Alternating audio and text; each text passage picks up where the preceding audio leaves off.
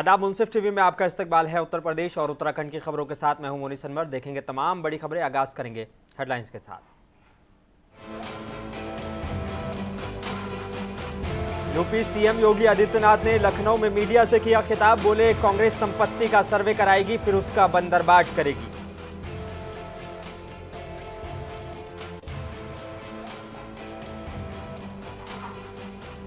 Banda jail में बंद मुख्तार अंसारी की मौत के बाद आई विस्रा रिपोर्ट। बड़े भाई और अफजाल अंसारी ने खड़े किए सवाल।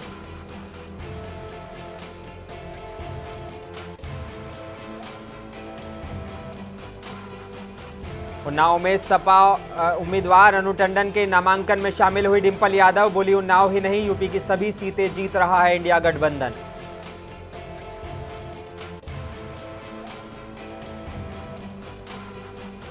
और रुड़की में ईद मिलन कार्यक्रम में पहुंचे उत्तराखंड के पूर्व मुख्यमंत्री हरीश रावत। बोले, मदन कौशिक कांग्रेस से पहले अपना मैनिफेस्टो देख लें।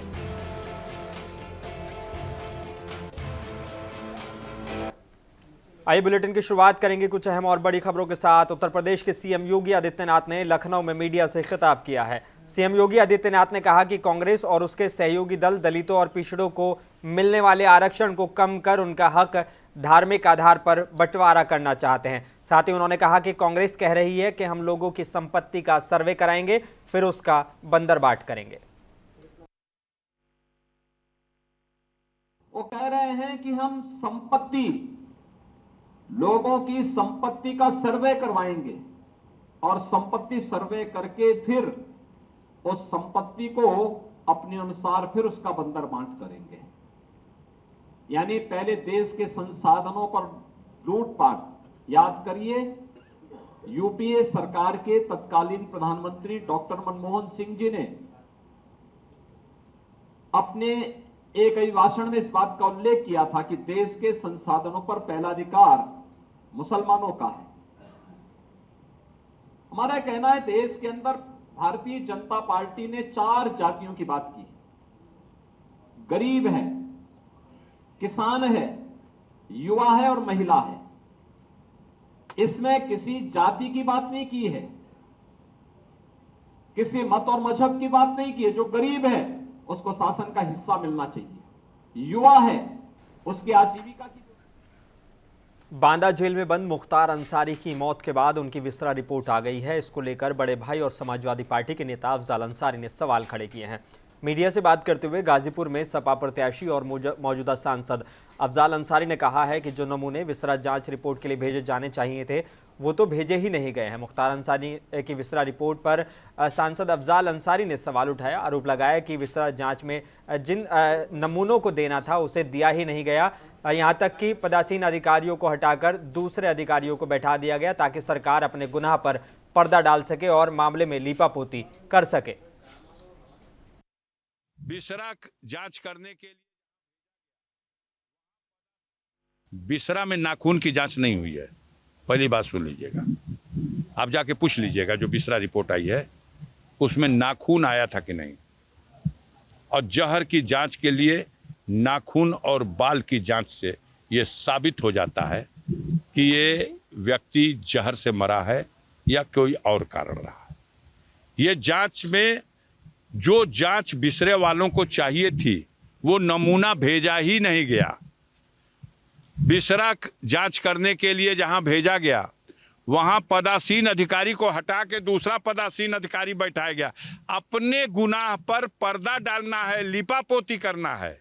कहां गए छाती फुलाने वाले जो कल कहते थे कि मिट्टी में मिला देंगे, अब मिट्टी भी नसीब नहीं होगी। कहां गए? कहें यही परीक्षा की घड़ी है। 24 तारीख को उनकी औकात की परीक्षा होगी। देखिएगा, गाजीपुर नहीं पूरे पूर्वांचल की जनता मर्माहत है। जो गरीब समाज के लोग किसी भुलावे में, किसी बहकावे में, किसी अपनी जाति बिरादरी के नेता के उकसावे में भारतीय जनता पार्टी की तरफ सोच भी रहे थे, अब वो पूरा का पूरा समाज थूक रहा है। खबर उत्तर प्रदेश के उन्नाव से है, जहां समाजवादी पार्टी की राष्ट्रीय सचिव और इंडिया गठबंधन के प्रत्याशी अनु टंडन ने आज नामांकन पर्चा दलबल के साथ दाखिल किया है। वहीं नामांकन में सपा की स्टार प्रचारक डिंपल यादव मुख्य अतिथि के रूप में शामिल हुई। डिंपल यादव ने शहर के वकीलों वाले रामलीला मैदान में जनसभा कर प्रत्याशी के पक्ष में माहौल बनाया। जनसभा के बाद डिंपल यादव ने शहर में 3 किलोमीटर का लंबा रोड शो भी किया और गठबंधन की ताकत दिखाई। इस दौरान समाजवादी पार्टी की स्टार प्रचारक डिंपल यादव ने भाजपा को जमकर घेरा और गंभीर आरोप लगाए। स्टार प्रचारक ने दो टूक दावा किया है कि उन्नाव ही नहीं, उत्तर प्रदेश की सभी सीटें इंडिया गठबंधन जीत रहा है। तो जो सरकार खाली छीनने की बात करती है तो आप उनकी मानसिकता को समझिए। और मैं समझती हूँ पूरा देश आज लोकतंत्र और संविधान को बचाने की लड़ाई में लग गया है और विजयी होगा इंडिया ब्लॉक का गठबंधन। आप लोग भी जानते हैं कि ईडी के माध्यम से कैसे हर वर्ग को डराया जा रहा है, चाहे हमारे बिजनेसमैन हो, चाहे हमारे पॉलिटिशियंस हो, राजनेता हो, उनको ईडी और सीबीआई के माध्यम से डराने का अगर कोई काम कर रहा है तो वो भारतीय जनता पार्टी कर रही है। आज पूरा पीडीए यानी कि पिछड़ा, दलित, अल्पसंख्यक, आदि आबादी और अगड़े जो अपने आप को वंचित हैं, आज सब जानते हैं कि किस तरह का माहौल है। किसी भी वर्ग के पास, चाहे हमारा युवा हो, चाहे हमारा किसान हो, चाहे हमारी महिलाएं हो, चाहे हमारा जवान हो, किसी को भी हक, सम्मान और अधिकार नहीं मिल रहा है। रुड़की पहुंचे भाजपा के पूर्व प्रदेश अध्यक्ष मदन कौशिक ने कांग्रेस के घोषणा पत्र को देश को बांटने वाला बताया है। उन्होंने कहा कि भाजपा जनता के सामने खड़े होकर कांग्रेस के चरित्र को जनता के सामने लाने का काम करेगी। भारतीय जनता पार्टी के पूर्व प्रदेश अध्यक्ष और हरिद्वार से भाजपा विधायक मदन कौशिक ने एक पत्रकार वार्ता के दौरान कहा कि कांग्रेस का घोषणा पत्र देश को बांटने वाला है। उन्होंने कहा कि वो तुष्टीकरण को बढ़ावा देने वाला मैनिफेस्टो है। देखिए, कांग्रेस या कोई भी राजनीतिक दल जब जनता के सामने चुनाव में जाता है और अपना घोषणा पत्र रखता है, उस घोषणा पत्र की अन्य राजनीतिक दलों को जनता के सामने अपनी बात रखने के लिए ये एक रूप में रहता अधिकार है। जब कांग्रेस का घोषणा पत्र है, उन्होंने जितने बिंदु इसमें रखे, इन्होंने बहुसंख्यकवाद को पूरे घोषणा पत्र से निर्धारित किया, अल्पसंख्यकवाद को कैसे बढ़ा दे सकते हैं इस विषय को रखा। इन्होंने घोषणा पत्र में आर्थिक सर्वेक्षण की बात की। उस आर्थिक सर्वेक्षण के रूप में आपने कहा कि हम घर गिनवाएंगे। 60 के दशक में भी कानून बनाया था, इतना पैसा % आप जमा करना पड़ेगा। यानी ये जो घोषणा पत्र है, ये बहुसंख्यकवाद को और अल्पसंख्यकवाद इस रूप में डिवाइड करता है। उत्तराखंड के रुड़की में ईद मिलन कार्यक्रम में पहुंचे उत्तराखंड के पूर्व मुख्यमंत्री हरीश रावत ने दावा किया है कि इस बार देश में इंडिया गठबंधन की जीत होने वाली है।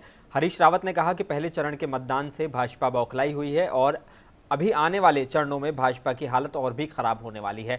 एक सवाल जब उनसे किया गया कि पूर्व कैबिनेट मंत्री और हरिद्वार भाजपा विधायक मदन कौशिक कांग्रेस के घोषणा पत्र पर सवाल खड़े कर रहे हैं, तो उन्होंने कहा कि पहले मदन कौशिक को अपना मैनिफेस्टो देख लेना चाहिए, वो उन्हें पढ़ लेना चाहिए, उसके बाद कांग्रेस के मैनिफेस्टो पर बात करनी चाहिए।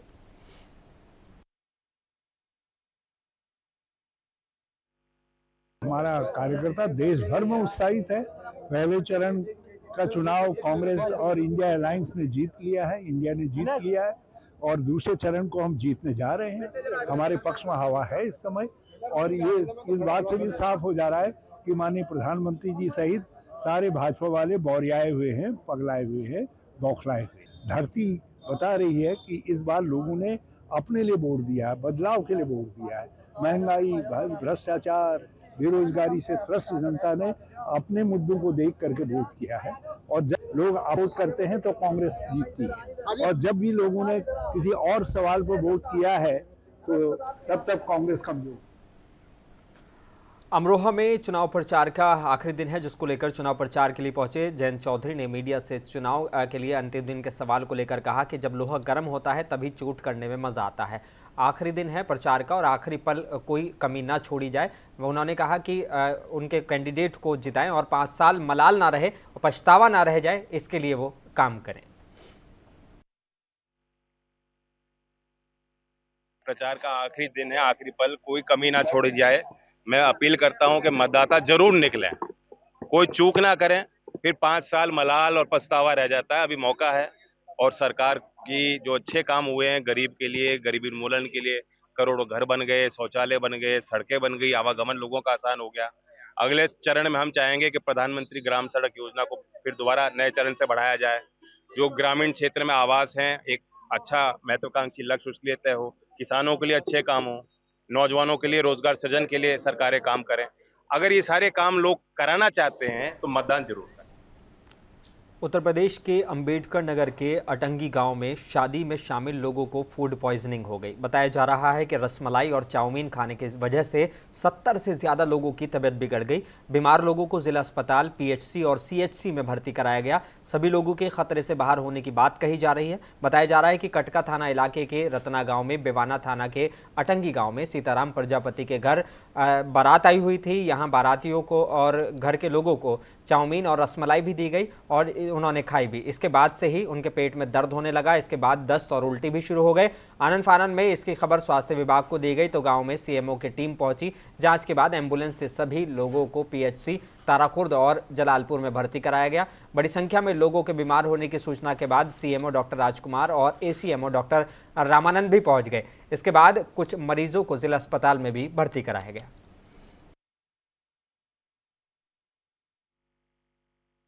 सर ऐसा है, हमारे घर के पड़ोस में कल बारात आई थी। सिर्फ एक रसमलाई खाया था, उसके बावजूद भी उनको ये दर्द क्या होने लगा? दर्द पेट में दर्द होने लगा। उसके बाद पलटी आई, करीब 1.5 हो गई।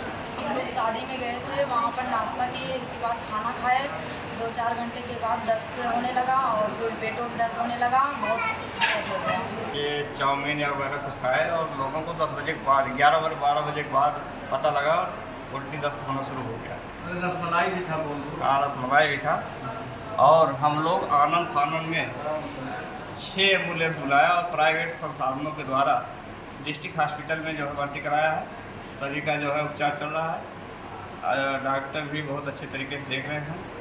उत्तराखंड के रुड़की के बुढ़ाना के पूर्व विधायक नवाजिश आलम की भतीजी अलीफा खान ने यूपीएससी परीक्षा में 418वीं रैंक हासिल की है और देश का नाम रोशन किया है। आज अलीफा खान का रुड़की में कांग्रेस नेता सलीम खान के आवास पर फूलमालाओं से जोरदार स्वागत किया गया। इस दौरान अलीफा खान ने कहा कि उन्हें जो मौका मिला है उससे अपने देश की जनता की सेवा करने का मौका मिलेगा और सरकार की योजनाओं का लाभ जनता तक पहुँचाया जाएगा। बहुत खुशी हो रही है कि मेरा सिलेक्शन हुआ है। बहुत मेहनत के बाद अल्लाह के शुक्र से यहाँ पे मैं आज हूँ। मुझे बहुत खुशी हो रही है। जी मेरी ये जर्नी 5-6 साल की रही है। मैंने पिछले 2 अटेम्प्ट भी दिए थे, उसमें नहीं हो पाया था, तो ये तीसरे साल में हुआ। मेरा तीसरे अटेम्प्ट में मेरा ये हुआ था क्लियर। जी बिल्कुल सही। ये जो सरकार की जो सारी स्कीम्स होती हैं वो हमें डिस्ट्रिक्ट लेवल पे काम करना पड़ता है। उसके लिए मैंने मोस्टली सोचा है कि मैं महिलाओं के लिए, बच्चों के लिए हेल्थ और एजुकेशन पे ज़्यादा ध्यान देना चाहूँगी और अपने देश को और आगे बढ़ाना चाहूँगी। ना कोई पॉलिटिकल मामला था, ना कोई सोशल मामला था। सिर्फ उन्हीं लोगों को, बच्चों को जो PCS, IAS या किसी भी तरह की कंपटीशन की तैयारी कर रहे हैं, उन्हीं को इनवाइट किया गया था। और ये सारी गैदरिंग जो थी उन्हीं बच्चों की थी और उन लोगों को मोटिवेशनल स्पीच के लिए खास तौर से इनवाइट किया गया था और उस बच्ची ने भी उनको मोटिवेट करने के लिए कोशिश। उत्तराखंड के रुड़की में गुलाबनगर के पार्षद की भतीजी की गाड़ी से लाखों के जेवरात और 10,000 की नकदी चोरी होने से हड़कंप मचा हुआ है। चोरी की घटना के 2 दिन बाद भी पुलिस को अभी तक कोई सुराग हाथ नहीं लग पाया है। गंगनहर कोतवाली पुलिस मौके पर लगे CCTV कैमरे खंगालने में जुटी है। युवक गाड़ी से बैग निकालता हुआ दिखाई दे रहा है। अंदाजा लगाया जा रहा है कि आरोपी युवक किसी स्कूल का छात्र हो सकता है। फिलहाल पुलिस हर पहलू से जांच में जुटी हुई है।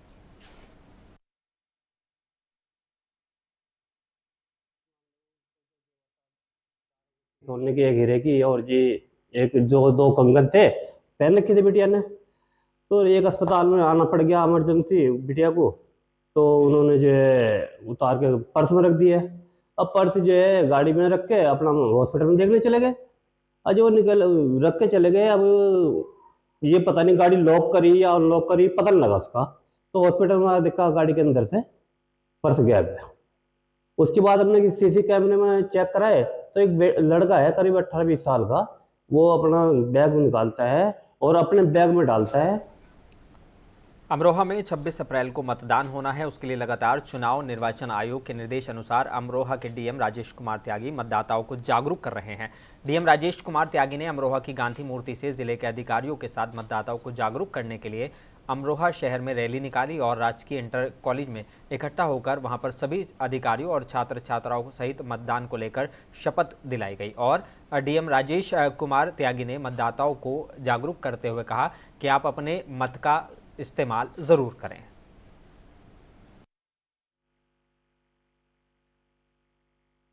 26 अप्रैल को प्रातः 7 बजे से सायं 6 बजे तक मतदान होना है। अपने जनपद के सभी मतदाताओं को हम ये अपील करते हैं और स्वीप के इस कार्यक्रम से ये संदेश देना चाहते हैं कि प्रत्येक वोटर बूथ पर अपने बूथ पर पहुंच करके अपने मतदाता पहचान पत्र को लेकर के वहां पहुंचे और अपना मतदान संपन्न करें तथा आस पड़ोस के जो लोग हैं उन्हें भी मतदान के लिए प्रेरित करें। 100% मतदान की तरफ। 25 अप्रैल को हिंदुस्तान के प्रधानमंत्री नरेंद्र मोदी आगरा के दौरे पर हैं और इसको लेकर वो जनसमर्थन जुटाने के लिए आएंगे और जनता से वोट करने की अपील करेंगे। इसको लेकर उनसे पूरी चौक व्यवस्था पूरी कर ली गई है और सुचारू रूप से सक्षम बनाने में पुलिस महकमा जुटा हुआ है और चप्पे चप्पे पर पुलिस की निगाह जनता रहेगी और जनता को कोई परेशानी ना हो इसका भी पूरा ख्याल रखा जा रहा है। बता दें कि आगरा के कई चौराहों को रूट को डाइवर्ट किया जाएगा जिससे कहीं भी कोई जनता को ट्रैफिक की व्यवस्था से जूझना ना पड़े। बता दें कि कल यानी कि गुरुवार को भारत के प्रधानमंत्री मोदी आगरा आ रहे हैं जिसको देखते हुए पुलिस ने पूरी कमर कस ली है। आज आगरा में पुलिस कमिश्नर जे रविंद्र गौड़ ने जहां जनता को संबोधित करेंगे पीएम मोदी उसका जायजा लिया जिससे किसी तरह की कोई कमी ना रह जाए और पीएम मोदी के आगरा दौरे को ठीक से किया जाए इसको लेकर प्रशासन ने पूरी तैयारियां की हैं। कि यहाँ इलेक्शन सभा का कार्यक्रम प्रस्तावित है और आपने देखा है कि हम लोगों ने सारे पुलिस के और प्रशासनिक अधिकारियों की ब्रीफिंग हुई है कल के ड्यूटीज के बारे में और माननीय प्रधानमंत्री जी एयरपोर्ट से यहाँ तक बाय रोड आएंगे। उसके लिए मार्ग व्यवस्था हम लोगों ने तैयार किया है और उसके बाद यहाँ जनसभा स्थल है। जनसभा स्थल में भी हमारा 3 प्रकार के ड्यूटीज होंगे। 3 लेयर सिक्योरिटी अरेंजमेंट्स किए गए हैं। इसके अतिरिक्त हमारे पास एटीएस के कमांडोज भी है और बाकी एसपीजी का अलग सुरक्षा व्यवस्था है और यहाँ के आगरा के जनता को कम से कम असुविधा हो इसके लिए हम लोग वैकल्पिक रूप से मार्ग व्यवस्था का भी पूरा इंतजाम किया है। शहर में जगह जगह हमारे ट्रैफिक के कई लोग बाहर से भी हमको ट्रैफिक ड्यूटी करने के लिए फोर्स मिल चुका है और पीएसी के भी जवान इस कार्यक्रम के सुरक्षा में लगाए गए। उत्तर प्रदेश के जालौन में पुलिस और एसटीएफ ने गौमांस की तस्करी करने वाले इनामिया तस्कर को गिरफ्तार किया है। गौमांस की तस्करी करने वाले वांछित चल रहे अभियुक्त के ऊपर 50,000 रुपए का इनाम घोषित था। गिरफ्तार आरोपी बिहार के किशनगंज से गौमांस की पैकिंग कर गल्फ देशों में भेजता था। पुलिस ने बीते 21 दिसंबर को कंटेनर ट्रक से 21,000 किलो गौमांस बरामद किया था। पुलिस 4 अभियुक्तों को पहले भी गिरफ्तार कर जेल भेज चुकी है। जालौन के कोंच सर्किल एड थाना इलाके का ये मामला बताया जा रहा है।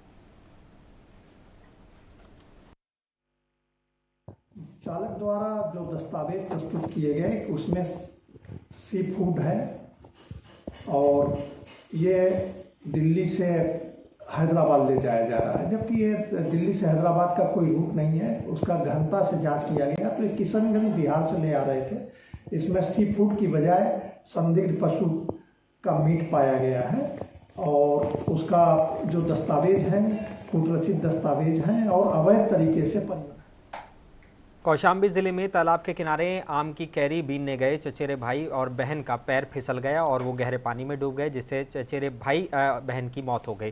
जबकि काफ़ी देर बच्चे घर नहीं लौटे तो परिजन खोजने लगे और लोगों से अपने बच्चों के बारे में पता लगाना शुरू किया तो लोगों ने तालाब के किनारे देखने की बात बताई तो परिजनों को शक हुआ कि कहीं तालाब में तो नहीं डूब गए हैं और जब घुसकर ढूंढने लगे तो दोनों बच्चे पानी में मिल गए, लेकिन एक बहुत देर तक नहीं मिला जिसकी मौत हो चुकी थी। बच्चों का शव मिलते ही परिवारों में कोहराम मचा हुआ है। पुलिस ने शव को कब्जे में लेकर पोस्टमार्टम के लिए भेज दिया है और जांच में जुट गई है।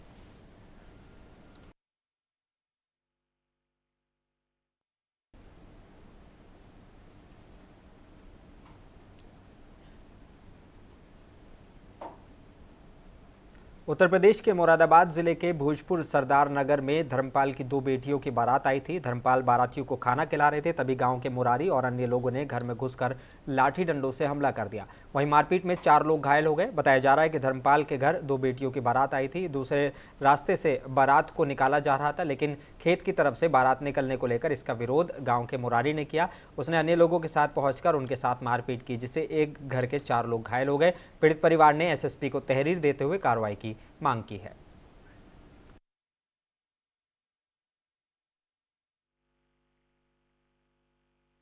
हाँ, गेहूं पड़े थे वो बचा दिए थे एक तरफ में, बस इतने में लोग मारपीट कर क्या हमला करा?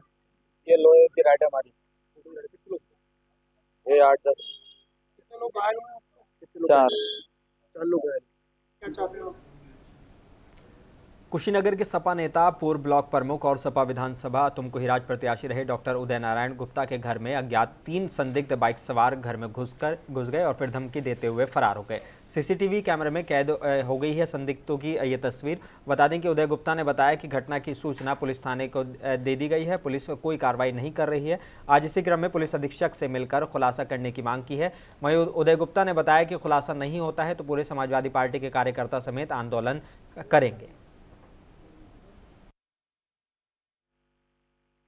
वहाँ 3 बाइक से 3 लड़के आते हैं और वो बाइक जो सीसीटीवी फुटेज में आया है, और बाइक सामने खड़ा करके 2 लड़के बाइक पे ही रह जाते हैं और एक लड़का सीधे अस्पताल से होते हुए मेरे मकान में ऊपर मेरे 3rd फ्लोर पे जहाँ हम लोग रहते हैं वहाँ चला जाता है और जाके वहाँ छिपने का, सीढ़ी के बगल में छिपने का पहले प्रयास करता है।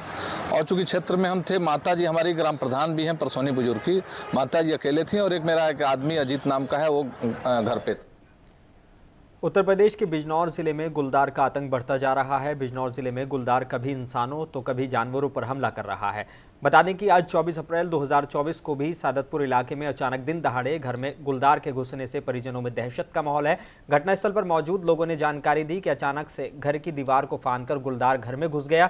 दिन दहाड़े गुलदार को देख चारों तरफ अफरा तफरी का माहौल हो गया। गुलदार को देखकर पूरे गांव में दहशत का माहौल बन गया है। गुलदार के घर में घुसने की खबर मिलने के बाद पूरा गांव वहां इकट्ठा हो गया। लोगों ने गुलदार को भगाने की बहुत कोशिश की। वन विभाग की टीम और पुलिस ने जानकारी देते हुए बताया कि उनका पूरा महकमा गुलदार को पकड़ने में लगा हुआ है। सामाजिक वानिकी बिजनौर वन प्रभाग की नजीबाबाद रेंज में 12 हॉटस्पॉट चिन्हित किए गए हैं। उत्तर प्रदेश के मैनपुरी के थाना इलाके के गांव से एक किशोरी के साथ दुष्कर्म करने का मामला सामने आया है। आरोप है कि आरोपी ने किशोरी को रात में देखकर अकेला देख लिया और दुष्कर्म जैसी जघन्य वारदात को अंजाम दिया और उसको लहूलुहान स्थिति में पहुंचाकर घटनास्थल से फरार हो गया। जानकारी परिजनों को हुई तो परिजनों के होश उड़ गए। आनंद फानन में परिजन किशोरी को लेकर अस्पताल पहुंचे और चिकित्सकों ने इलाज उसका चल रहा है। फिलहाल परिजनों की तहरीर के आधार पर पुलिस ने जाँच पड़ताल में जुट गई है।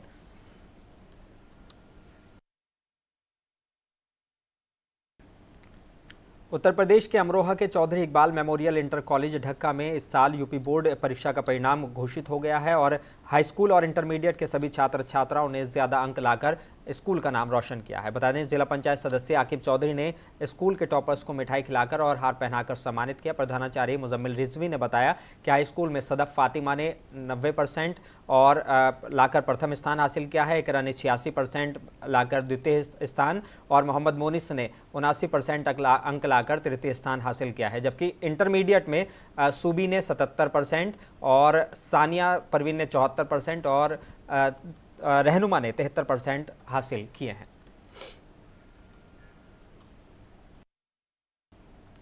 बुलेटिन में बस इतना ही। अपने मेजबान मोनी सनवर को दीजिए इजाजत। आप बने रहिए मुंसिफ टीवी के साथ।